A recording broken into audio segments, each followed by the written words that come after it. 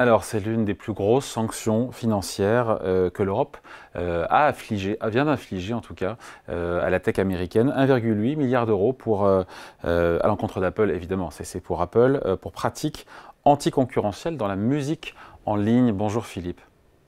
Bonjour David. Philippe Escande, éditorialiste au Monde.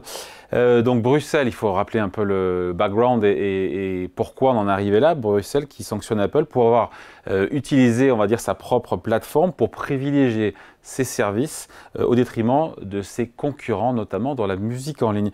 Est-ce que sur le fond, parce que c'est une première que la Commission inflige une telle sanction pour pratique anticoncurrentielle à Apple, est-ce que sur le fond, la Commission a raison?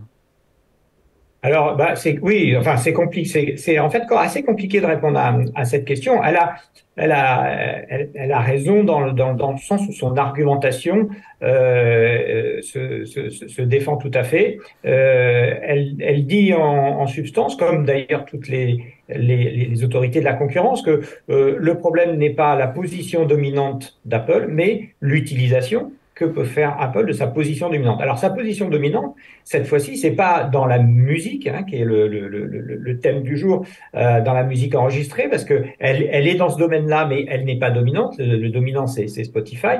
Mais en revanche, elle contrôle l'accès, en quelque sorte. C'est elle qui a le robinet. Et ce robinet en question, en fait, c'est son magasin d'applications qui est présent donc dans tous les smartphones. Il y a un magasin, l'App Store, et dans l'App Store, on peut acheter évidemment toutes les applications qu'on veut. Certaines sont gratuites et d'autres sont payantes. Quand elles sont payantes, eh bien, Apple prélève une commission qui peut monter jusqu'à 30% du montant de la transaction. C'est évidemment énorme. Alors, si vous êtes Spotify et que vous proposez un système de musique en ligne, d'abord, pour le proposer à ceux qui sont dans les smartphones, il faut passer par le magasin, enfin jusqu'à présent par le magasin d'applications d'Apple. Donc, vous cliquez sur accéder à Spotify.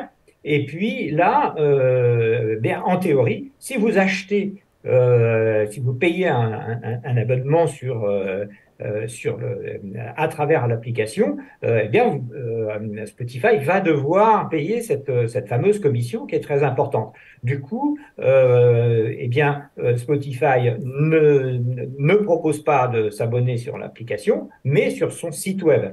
Et là où la commission est intervenue, c'est qu'elle dit, normalement, sur l'application d'Apple, l'application Spotify, qu'on obtient par Apple, eh bien, on devrait pouvoir être routé sur le site web pour pouvoir s'abonner, ce qui n'est pas possible. En fait, Apple a interdit aux gens qui ont des applications de pouvoir faire des liens vers leur site web qui éviterait évidemment à ces applications de payer la commission d'Apple. Alors, c'est un petit peu compliqué comme Oui, ça. pardon, juste Mais, je vous coupe, Philippe. ouais. Aujourd'hui, quand on a un smartphone Apple et qu'on veut télécharger l'application Spotify sur l'Apple Store, on peut le faire. Tout à fait, on peut le faire, mais si on veut l'écouter sur le mode payant, eh bien, il faut qu'on s'abonne sur le site web. Et ensuite, sur l'application que vous avez téléchargée, vous rentrez votre identifiant et votre mot de passe et vous pouvez accéder à votre compte. Alors, c'est un petit peu subtil, mais en fait, c'est un moyen pour les gens qui ont le contrôle de ces robinets. En fait, il y en a deux. Il y a Google pour les Android et puis il y a Apple pour les iPhones. Mais Google, son Android, il est vendu par plein de constructeurs, alors qu'évidemment, Apple, c'est un système à la fois fermé et très vertical. L'iOS, le système d'exploitation d'Apple n'est possible que sur les smartphones d'Apple, c'est-à-dire les iPhones. Donc, c'est ce système fermé qui lui permet effectivement d'imposer ces conditions. Et c'est ça que condamne la commission qui dit non, vous abusez de votre position dominante sur les magasins pour, en quelque sorte, imposer aux développeurs d'applications qui passent par chez vous, en quelque sorte, le contenu et la façon dont ils font faire la promotion, notamment de leur prix et d'autres choses. Et c'est ça qui est au cœur et c'est ça qui est condamné par la commission. Spotify en mode payant, pardon que je comprenne bien, Spotify en mode payant, quand on prend son abonnement, on paye à Spotify. Spotify verse à Apple.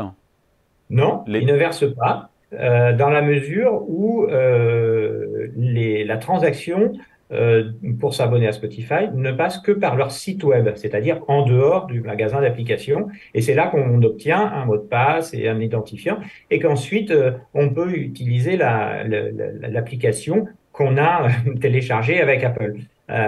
Et en fait, ça se passe comme ça parce que si Spotify devait verser une commission de 30% à Apple, eh bien les abonnements, ils seraient probablement quelque chose autour de 30% plus cher. Alors que déjà que Spotify ne gagne pas ou très peu d'argent aujourd'hui, ça serait évidemment totalement existentiel pour eux. Donc c'est pour ça qu'effectivement, ils passent par le biais du site web. Mais c'est pareil pour beaucoup d'autres offreurs de services. C'est Spotify qui a porté plainte en 2019 pour les raisons qu'on vient d'expliquer. Et en même temps, Spotify a réussi à devenir le premier service de musique en ligne en Europe. Donc tout ça n'a pas entravé son développement. Alors ça n'a pas entravé son développement, mais il faut quand même reconnaître que Spotify a 50% du marché en Europe, par exemple, mais Spotify gagne très peu ou pas du tout d'argent. Donc on peut pas comparer la situation d'Apple qui gagne 40 milliards de dollars chaque trimestre, et puis celle de Spotify dont les revenus les revenus et les bénéfices surtout sont beaucoup plus contraints. Et en fait, ce que condamne Bruxelles, c'est ça qui est important, c'est l'usage que font les boîtes de technologie comme Google ou Apple de leur quasi monopole et la façon dont ils dictent leurs lois aux autres Ouais. entreprises. Mais en C'est l'espèce, ça vraiment. juste pardon Philippe, Oui. en l'espèce, comment est-ce que en quoi plutôt le consommateur européen est lésé? Eh bien, le consommateur européen, il est lésé parce que quand il accède à l'application sur son téléphone, il n'a pas toutes les informations. Il n'a pas, par exemple, les informations sur l'abonnement. Il n'a pas non plus le renvoi vers le site web. Et donc, il est obligé. Alors, évidemment, c'est en cela que Apple répond que finalement, il n'y a pas forcément eu de gens lésés, mais la Commission répond que ça peut, en 10 ans, il y a potentiellement un certain nombre de gens, pas seulement dans le cas de Spotify, mais d'une manière générale, qui seraient lésés parce qu'ils n'ont pas une information complète dans les applications sur la façon dont ils pourraient s'abonner et le fait que s'ils passaient par exemple par le site web, ça leur coûterait moins cher. Philippe, cette amende pour abus de position dominante, est-ce qu'elle est sévère parce qu'elle est record? Je crois d'ailleurs que pour pratique anticoncurrentielle, aucun GAFA n'a eu, en tout cas pas Apple, une amende aussi élevée. Comment est-ce qu'elle est calculée, cette amende? De combien est-ce qu'en théorie elle aurait dû être? Est-ce qu'effectivement c'est sévère? C'est ce que dit Apple qui semble ulcéré.